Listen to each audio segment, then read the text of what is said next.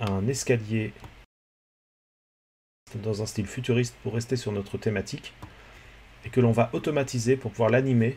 En fait, l'escalier va se plier, va se déplier et vous allez voir comment faire ça. Dans un premier temps, ici, je vais chercher tout simplement un mesh comme ça. Donc ça va être la forme de notre escalier ici, de notre marche, pardon. Hop, c'était avec Z. Alors je le déplace un peu ici. Je vais le laisser sur l'axe Z dans sa position, comme ça il est parfaitement collé au sol ici. Le giron, donc la profondeur des marches, je vais lui donner une taille de 26 cm, c'est ce qu'on retrouve souvent. Donc sur Y, je mets 26 cm, donc ça me convertit automatiquement, 26 cm ici. La largeur de l'escalier, je vais laisser sur 2 mètres, c'est parfait. Et maintenant, la hauteur de l'épaisseur en fait des parties comme ça de l'escalier, du dessus de l'escalier, je vais la créer avec un modificateur solidifié et je vais la faire de 2 cm ou 3 cm, 3 cm ici. Alors l'épaisseur se fait ici dans le sens vers le bas. Moi je veux que ma marche ici soit posée sur le sol, donc je vais simplement, pour changer de sens, mettre la négation au niveau de mon épaisseur, donc moins 0,03 mètres. Ça y est, j'ai ma marche ici dans ce sens là. Maintenant à partir de là, je replie le modificateur solidifié comme ça ici, et je vais aller chercher un biseau pour casser l'arête. Je pense bien sûr à appliquer mes échelles de la marche ici, donc CTRL plus A, taille échelle. Le biseau, je vais faire vraiment casser l'arête, je ne vais pas faire vraiment un arrondi ou assez léger, en tout cas je vais le faire sur 5 mm. Donc je peux taper directement 5 mm, 5 mm, hop, comme ça. Pour mes déplacements, là vous voyez, je me déplace autour de mon point ici. Moi je voudrais me déplacer facilement autour de mon objet pour que ce soit plus pratique. J'appuie tout simplement sur la touche point du pavé numérique. Ainsi je me recentre autour de mon objet. Et maintenant je peux me déplacer tout autour de mon objet, c'est beaucoup plus pratique. Alors notre marche, à partir de là, on va la décorer un petit peu au niveau... alors je vais faire déjà un ombrage lissé, comme ça, voilà, pour l'afficher de manière plus lisse. Et ici dans les textures, je vais créer un nouveau matériau que je vais nommer marche, qui va être d'un blanc un peu... dont je vais réduire un peu la rugosité. Un petit peu brillant, mais pas trop. Donc voilà, marche ici. Et maintenant, je vais faire une partie des marches qui va être d'une autre couleur. Pour ça, je passe en mode Edit avec la touche tabulation. Et je vais créer des coupes ici, histoire de bien placer la différence de couleur que j'ai ici. Donc je prends l'outil découper boucle, je crée une coupe au milieu, donc je place tout simplement mon curseur ici, et ça va me proposer une boucle. Alors quand c'est en jaune comme ça me prévisualise la coupe. Là on le voit que en bas, on ne le voit pas tout autour de la marche, car l'épaisseur est créée par un modificateur, et non pas purement modélisée. Donc je clique, hop, voilà, ça me fait une coupe. Ici, au milieu d'ici, je positionne ici. Donc je me positionne en fait sur un des segments d'où je veux faire la coupe. Je me positionne ici, je crée là, hop, ici, et je le fais de chaque côté ici. C'est parfait. Si je veux déplacer la largeur de la partie ici de mes marches, je vais tout simplement les sélectionner. Donc je reprends l'outil de sélection, sélection de segments. Je prends le segment ici, Shift enfoncé, segment ici, donc pour sélectionner les deux. Et je fais un S, X, comme ça je peux modifier que sur l'axe X. Et ainsi je peux modifier la largeur de ma partie centrale, ici comme ça. Donc je vais le mettre comme ça, moi tout simplement. Hop. Le segment du milieu ici, je n'en ai pas besoin, donc je vais le supprimer, mais en fait le dissoudre. Parce que si je supprime directement le segment ici, ça va me retirer tous les points ici, donc mon objet va être complètement coupé. Alors que si je le dissous, ça va calculer pour pouvoir me retirer l'arête sans détruire l'objet. Donc je vais faire touche supprime ici et je vais mettre dissoudre l'arête. Voilà. Donc voilà notre marche comme ça. Ce que je vais faire maintenant, c'est qu'on va appliquer, donc pour la suite du tuto ça va être pratique, on va appliquer l'épaisseur de mon objet, car je vais en avoir besoin. On n'appliquera pas le biseau, pas besoin, mais en tout cas, on va appliquer l'épaisseur de mon objet. Donc pour appliquer un modificateur, je repasse en mode objet. Je vais dans ma section modificateur. Alors le biseau, je peux replier, c'est déjà réglé. Alors le biseau, je vais quand même créer plusieurs segments. Je vais en mettre 3, histoire de bien arrondir la face, enfin l'arrondi ici. Et je vais aller dans solidifier ici. Et là, je vais cliquer ici et je pourrais mettre appliquer ici. Sinon, vous mettez votre curseur dans le solidifier ici. Vous pouvez faire un CTRL plus A et ça va appliquer le modificateur. On n'applique pas le biseau. Maintenant, à partir de là, si je repasse en mode Edit, ici, je vois que je peux sélectionner. Donc, vous voyez, je n'ai pas appliqué le biseau, histoire d'avoir moins de polygones à sélectionner. Je prends la sélection de polygones ici. Comme ça, je peux sélectionner facilement les contours, ici, les dessus, sans avoir à me soucier du biseau. Donc, je vais déjà faire une couleur pour le contour, ici. Donc, je prends un polygone ici. Avec Alt, je clique sur un des segments.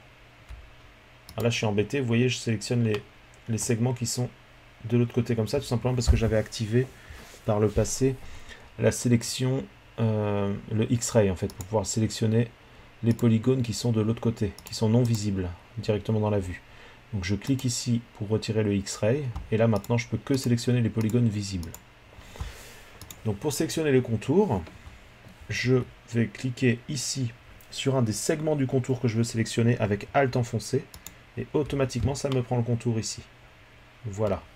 Donc maintenant, je vais créer une autre texture pour ce contour-là. Donc je crée une nouvelle texture avec le petit plus. J'ai une texture qui se crée ici. Donc nouveau pour la créer réellement.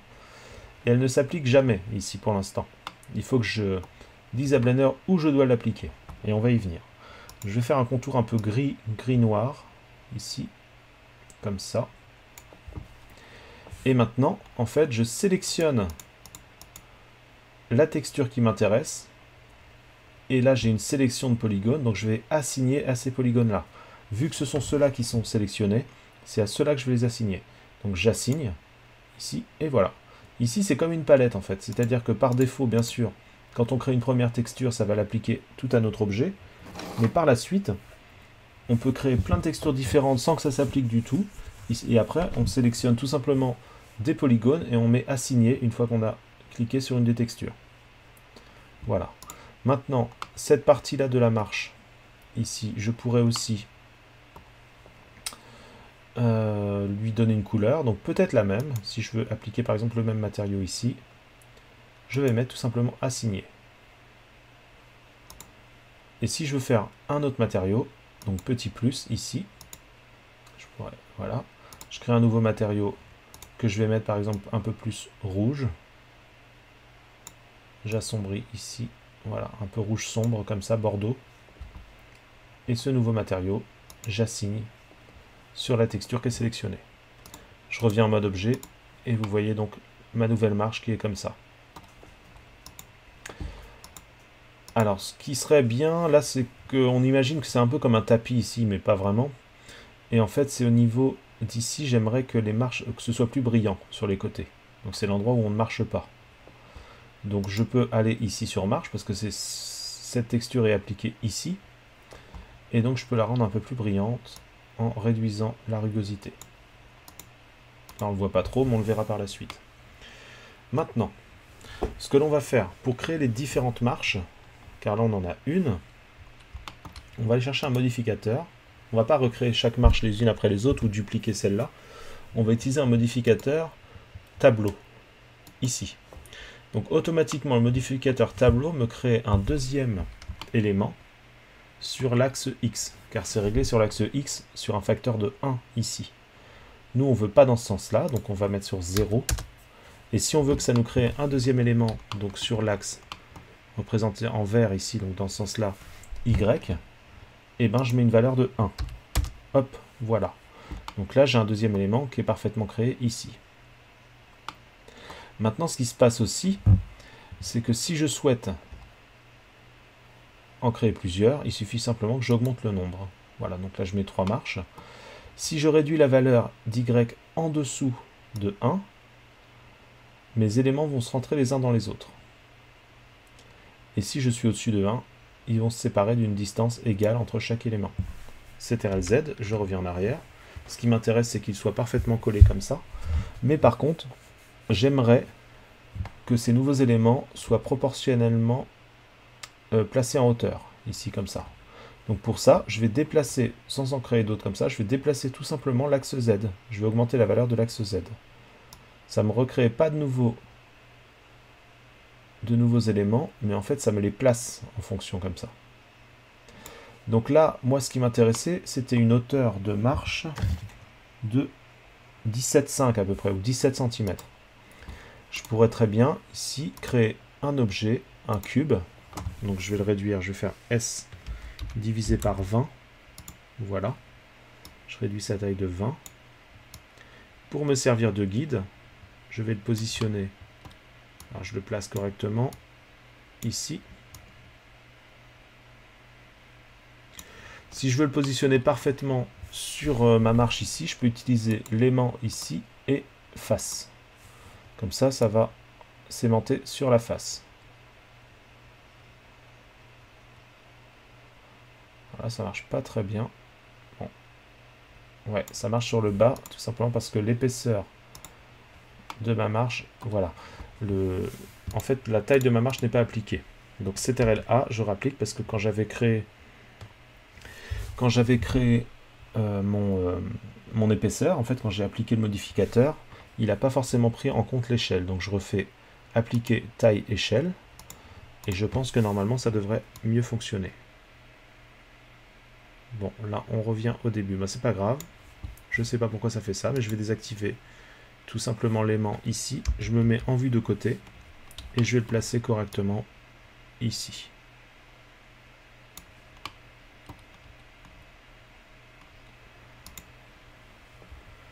Alors, la hauteur de mon objet ici, en Z, donc je vais mettre 17 cm. Et ça va m'indiquer à peu près la hauteur de la marche. Voilà, je le mets. Alors, c'est à peu près, hein. Voilà, c'est comme un guide. Maintenant, je reprends mon escalier et je vais augmenter la hauteur du tableau en Z à peu près à la hauteur de 17 cm ici. Voilà, je le fais rentrer un peu dedans, hein, c'est pas forcément précis, comme ça, voilà. Et là, j'ai une hauteur de marche suffisante. Le problème là, c'est que mes marches, on a l'impression qu'elles sont suspendues un peu dans le vide, comme ça. Donc, alors cet élément-là, je vais le garder de côté, je vais le mettre sur le côté, comme ça. Donc ce que je vais créer ici, c'est un espèce de... comme un support de marche qui va se déplier avec le reste des marches, en modifiant un peu la modélisation qu'on a ici. Donc je retourne ici, je clique sur mon escalier, je repasse en mode Edit, et je vais créer une coupe ici qui me servira... Alors, faites attention, on s'occupe de cette partie-là, parce que là c'est qu'une duplication de mon objet ici. Je vais prendre sélection ici de segment, enfin peu importe, et je vais créer une coupe sur la longueur, ici. Je coupe, voilà, tout simplement, je vais me servir de ça. Maintenant, je repasse en mode Edit, sélection de polygone, et je vais sélectionner le polygone du dessous, avec l'outil de sélection. Voilà, j'ai le polygone du dessous, et je vais l'extruder. Alors attention, ça va écarter la distance de mes marches ici, car l'objet va changer de taille, et la distance de l'objet reste toujours la même, par rapport à mon réglage sur Z. Vous allez voir, donc je fais une extrusion avec la touche E, hop. Alors je la vois pas très bien. Comme ça. Ce que je vais faire pour voir un peu ce que ça donne, je vais augmenter la hauteur de mon escalier ici. Alors non, attendez. Hop, je repasse en mode objet. Et je déplace mon escalier comme ça. Et je m'occupe pas du tableau. Pour l'instant, je peux même le désactiver ici pour pas qu'il me gêne et qu'il me perturbe. Je reprends ici mon guide de hauteur de marche. Je peux me mettre en vue de dessus pour le placer un peu mieux. Voilà.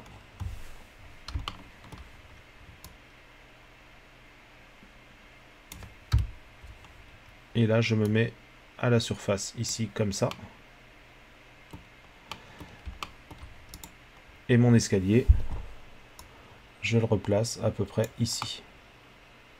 Voilà, ça me sert de guide pour la hauteur. Maintenant, en mode edit, je repasse avec tabulation. J'ai toujours le polygone du bas sélectionné et je le descends. Voilà, je veux qu'il touche le sol un tout petit peu, comme ça. C'est parfait. Comme ça, là, j'ai la bonne hauteur de marche pour mon escalier. Maintenant, cette partie-là, je vais la rabattre un petit peu pour la profiler un petit peu, pour que ce soit plus joli. Je prends la sélection ici de segment, je prends le segment derrière ici, et je le rapproche comme ça. Bien sur l'axe Y seulement, comme ça. Voilà. Je repasse en mode objet. Je fais une application de la taille et de mon échelle de mon objet, taille-échelle. Et je regarde ce que ça donne. J'ai bien sûr aussi le modificateur biseau qui s'applique aussi sur cette partie-là. Vous voyez, j'ai les zones arrondies, etc. Voilà. La partie noire ici, je vais la conserver comme ça, c'est pas mal. L'intérieur de l'escalier va être noir comme ça. Et ce que je pourrais faire pour agrémenter un petit peu, pour le rendre un peu plus joli, c'est cette partie juste ici. Alors je repasse en mode edit. Je prends le polygone, sélection de polygone ici. Et cette partie-là, je pourrais lui donner comme une texture lumière un petit peu. Alors est-ce que je vais jusqu'au bout ici, où je recrée deux coupes? Je vais prendre toute cette partie-là. Voilà, je vais créer une nouvelle texture. Encore un nouveau matériau. Ici. Nouveau. Et cette fois-ci, pour le rendre un peu lumineux, je vais modifier la couleur ici de l'émission. Je vais augmenter, donc on est sur du noir, donc c'est totalement éteint. Et là, je vais émettre de la lumière, plus je vais aller vers le blanc. Comme ça. Et la couleur, on va prendre une couleur un peu bleue, pour émettre une lumière bleue très légère. Et voilà. Alors là, on ne la voit pas tout simplement car elle n'est pas assignée. Donc je resélectionne mon polygone sur lequel je veux mettre ce matériau, ici, le dernier que j'ai créé, et je mets assigner. Et là vous voyez j'ai une lumière bleue qui se crée au bout de ma marche comme ça.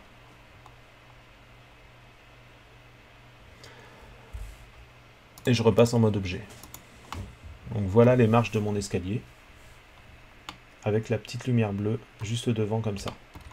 Maintenant, je vais réactiver ici mon tableau, hop, qui n'est plus bien réglé parce qu'il était réglé par rapport à l'épaisseur de ma marche, mais vu que là c'est beaucoup plus épais avec cette extrusion. Maintenant je vais réduire sur Z, de me mettre de côté pour bien voir jusqu'au moment où cette partie-là rentre en contact presque avec l'autre. Donc je vais mettre comme ça. Si je veux faire des déplacements plus précis, je garde magent foncé. Et là je le place ici. Donc là, c'est pas mal. Comme ça, là j'ai l'arrière de mon escalier qui va être comme ça. C'est parfait. Maintenant, à partir de là, donc on a presque fini. Je vais tout simplement créer, donc voir un petit peu au niveau de mon plafond, pour voir jusqu'où va aller l'escalier. Alors cet escalier-là, je pourrais très bien le déplacer ici, et le mettre peut-être plus sur le côté. On va pas le mettre près des portes ici. Voilà. Donc je vais lui faire une rotation R, Z de moins 90 degrés pour le tourner dans ce sens-là. Voilà, on va plutôt l'attaquer dans ce sens-là. Je vais refaire apparaître mon plafond ici pour me repérer un petit peu. Ce plafond-là, je vais lui donner une épaisseur. Pour l'instant, il n'a pas d'épaisseur. Donc là, il est parfaitement bien placé par rapport au tuyau. Je vais ajouter ici un modificateur solidifié. Alors là, vous voyez, l'épaisseur se crée dans le sens du bas. Moi, je veux que ce soit dans le sens du haut. Donc on va rendre une valeur négative. On va faire moins et on va lui donner 20 cm d'épaisseur. 20 cm. Mettez bien les unités car par défaut c'est en mètres. Donc indiquez bien que ce sont des centimètres. Je clique ici, je valide et je vois bien qu'il est beaucoup trop épais. C'est pas que j'ai fait une erreur ici, hein, c'est bien 20 cm qui est indiqué là. C'est juste que mon échelle de mon plafond n'est pas appliquée. Donc CTRL A, si j'applique taille échelle, là j'ai bien les 20 cm maintenant. Ce que je vais faire, c'est que je vais réduire ce plafond là. Je vais le dupliquer en fait, vous allez voir. Je vais faire S sur Y, je vais réduire sa taille comme ça, car celui-là je le garderai pour cette partie-là, on modifiera sa taille plus tard. Je rapplique l'échelle, hein, CTRL A, j'ai changé la taille. Je me mets en vue dessus et je vais dupliquer ce plafond-là. Shift D, tac, voilà. Comme ça, là j'ai un autre élément de plafond pour la partie au niveau de mon escalier que je vais placer comme ça. Pour l'instant, comme ça. Voilà. Je redéplacerai. Hop, CTRL Z, je déplace bien sur les différents axes pour ne pas changer sa position. D'ailleurs, si je ne veux pas changer la hauteur de mon plafond sans faire exprès, je peux verrouiller sa position sur Z. Tac. Comme ça, maintenant, j'ai plus que deux flèches qui apparaissent et je peux uniquement modifier son positionnement sur l'axe Y et X. Je le remets ici, comme ça, voilà. Maintenant, je vais voir avec mon escalier. Je reclique sur mon escalier. Avec le point du clavier numérique, je recentralise un peu ma vue sur cette partie-là. Et je vais augmenter le nombre de marches. Et automatiquement, vous voyez, les marches sont parfaitement positionnées. Donc je vais aller sur une valeur, je pense, de 18 marches. Je peux redéplacer. Alors je vais plutôt déplacer le plafond parce que je ne veux pas que ce soit trop devant la porte, ici. Je vais le mettre par ici, par exemple, mon escalier. Très bien. Le plafond, vu de dessus, je le replace à peu près ici. Comme ça.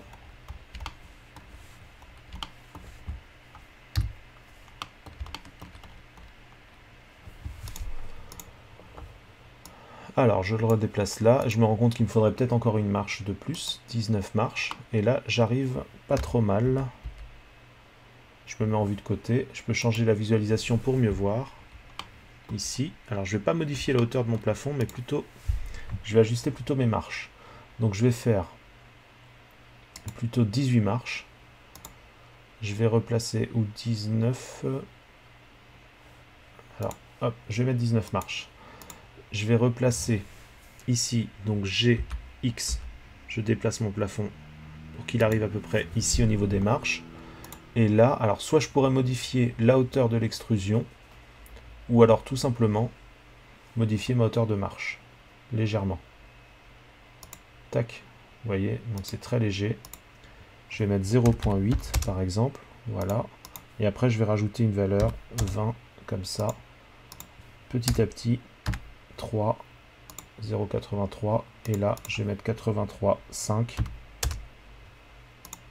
83,2 et là on est bien. Et mon plafond je le replace un tout petit peu, donc G sur X ici comme ça.